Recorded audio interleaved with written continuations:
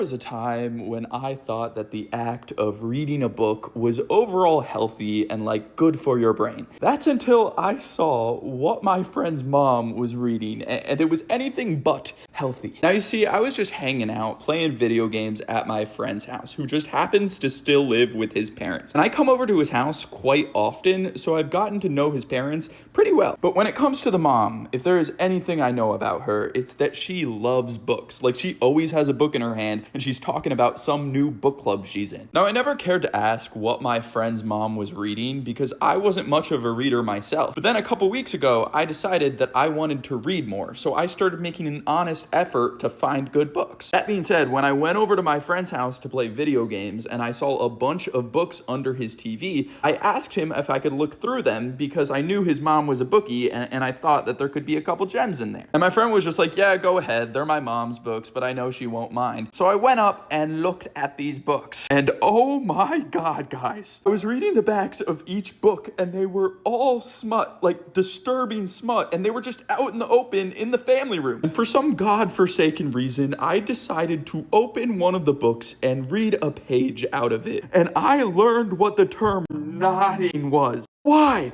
Why does that exist? And I will never forget the description for this one book called Den of Vipers. It has haunted me to this day. Just some graphic visual. And you may be like, Mark, why did you keep going through the books if they were all smut? It's because I kept on having hope that I'd find a normal book in there because I thought that it was an accident that these books were just out in the open in the family room. And it's weird because the mom is so like old-fashioned and wholesome. I never expect her to like books like this. And my friend clearly did not know his mom's reading habits, so I couldn't like talk about it with him. I just had to go back to playing video games like nothing happened. I don't know, am I overreacting? Is this like normal?